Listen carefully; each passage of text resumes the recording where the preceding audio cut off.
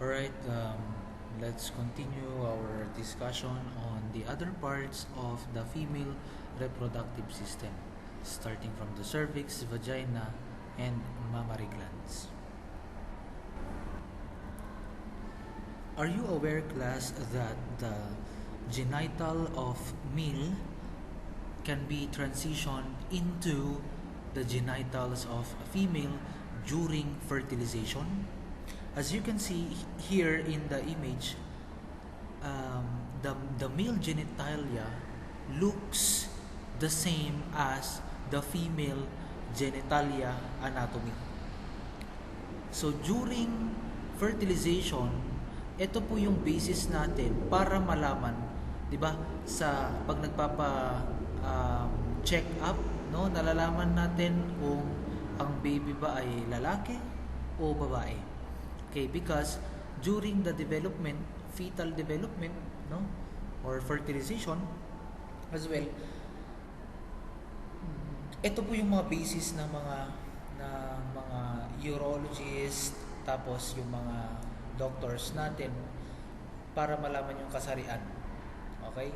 At kung ihalin tulad ninyo, no, pareho lang actually ang features ng dalawa. Okay? Para mas magets natin, no, 'di ba mukha siyang penis?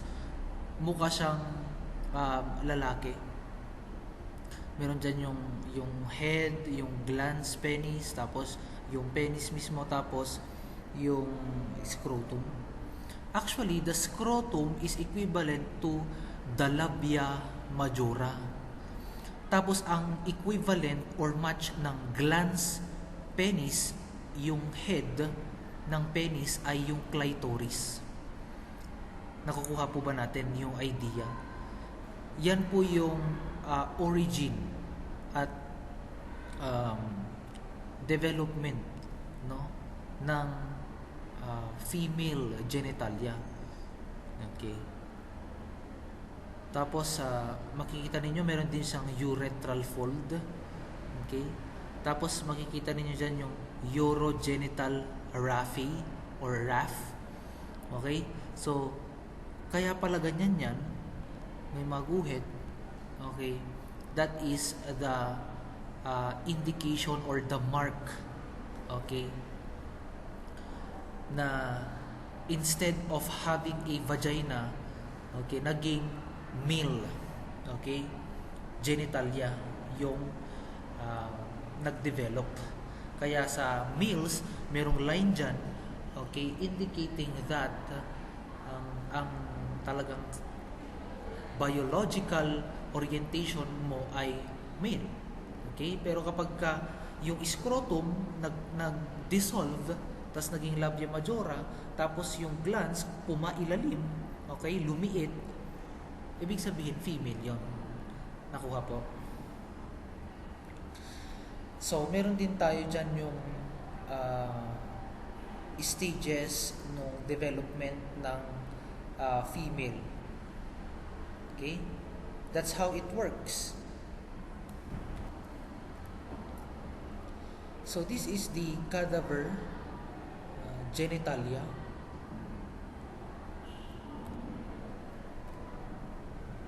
And another cadaver female external genitalia with a label. For familiarization, as you can see, the anus as well as the openings are near with each other.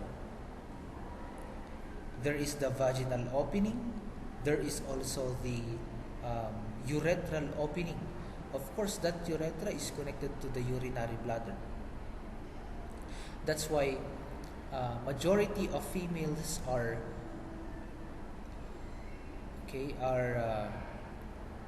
prone, vulnerable to having UTI.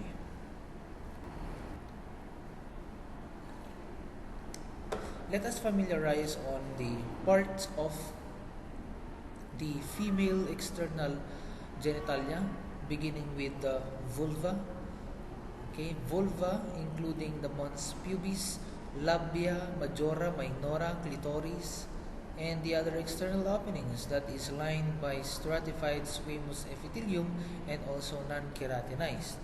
Okay, and when it comes to the external appearance, it is keratinized.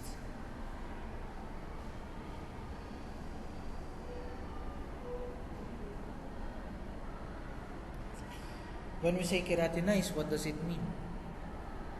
The skin is composed or having a keratin protein. Next, we have the labia majora.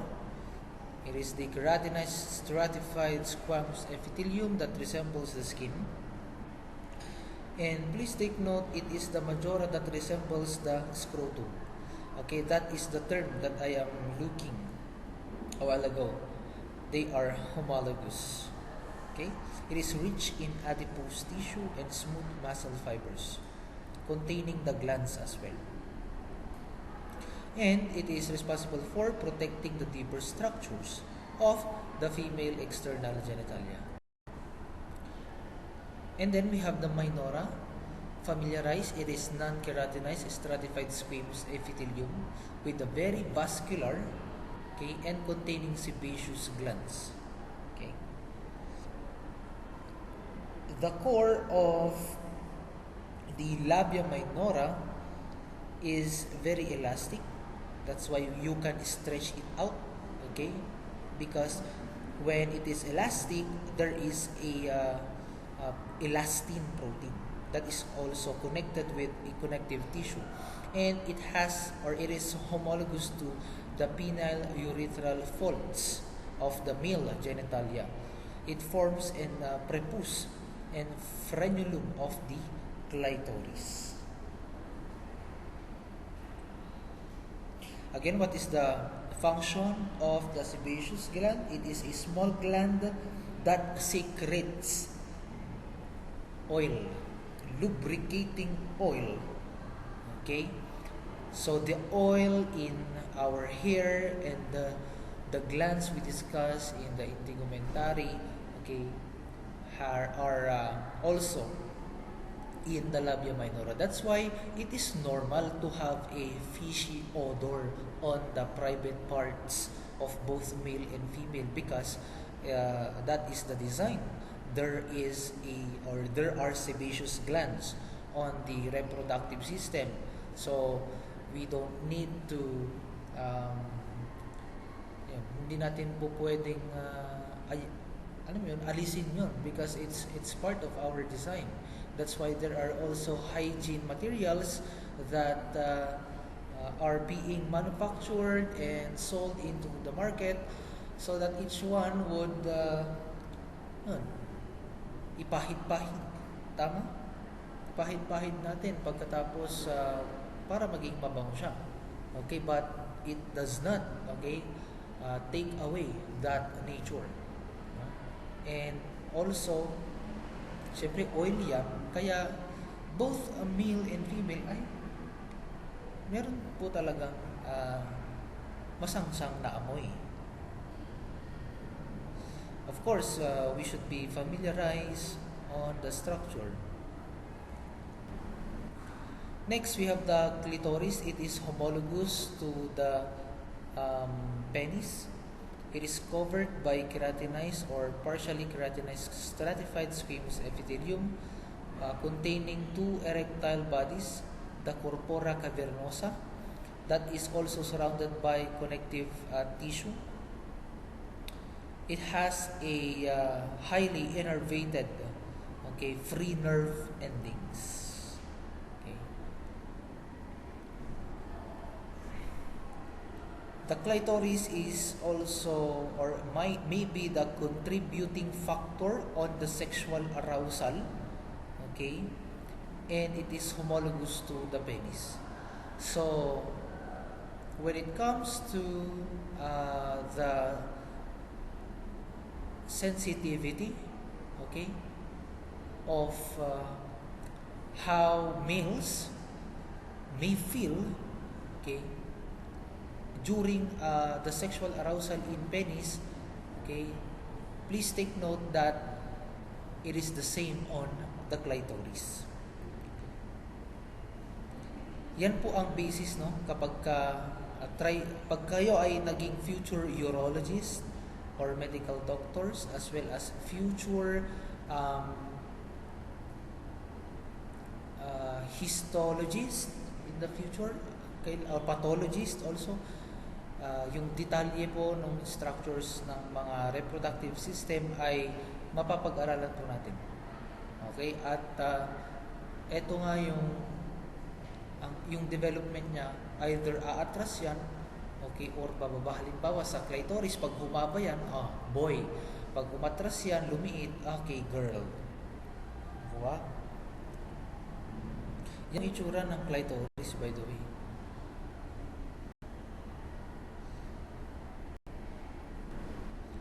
Next, we have the vestibule of the vagina.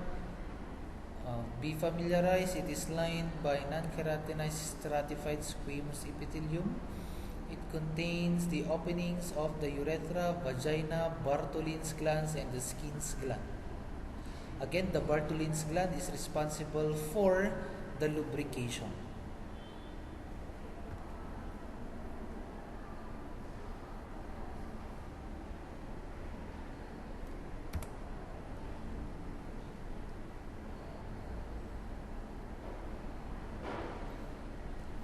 Okay. So what is a Bartholin's gland? Bartholin's gland is a has a histological features, okay, lined by simple columnar epithelium with a function of lubrication. While the Skin's glands have pseudostratified columnar, okay, and responsible for mucus secreting cells. So the Bartholin glands or the Skin's glands or the paraurethral glands is homologous to the prostate gland of the males. So in cases of a cyst, Bartholin cyst, okay, picture as, okay, having a balloon-like, okay, presence in the labia. Next, mons pubis. It is keratinized, stratified squamous epithelium, abundant adipose tissue. The presence of sebaceous glands, apocrine sweat glands, and hair follicles are also included in the mons pubis. Of course, we are all familiar with that one. Next, for the mucosa, the mucosa of the narrow inferior end of the uterus, okay, the cervix does not change cyclically under hormone influence. With the external portion, okay, is columnar epithelium. It is the one that changes abruptly to the stratified squamous. Okay, next, usapang cervix naman po tayo, the normal cervix. Okay, the different types of cervix are shown in the picture, and it is contrasted to the cervical cancer. Okay, how would a cervical cancer appear? So it should have a continuous bleeding if it reaches the stage 2B.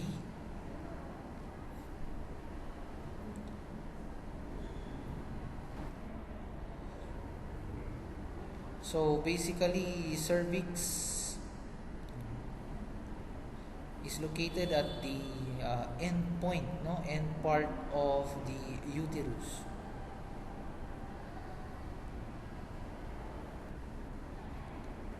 And for us to familiarize, That is how a female reproductive organs looks like.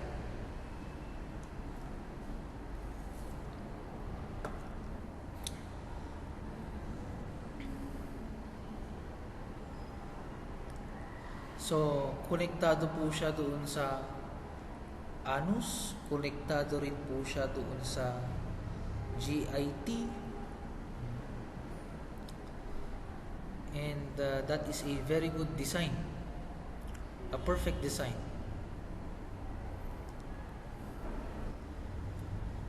So for the vaginal mucosa, it is lined by the stratified squamous epithelium surrounded by a muscularis. And let us also be familiarized on the other reproductive organs of the females, the mammary glands. Okay. It has alveolar secretory units developed after the puberty on a branching duct system with lactiferous sinuses converging at the nipple. Okay, so the term secretion of milk, the other name of milk secretion is lactation, which begins also at the late pregnancy.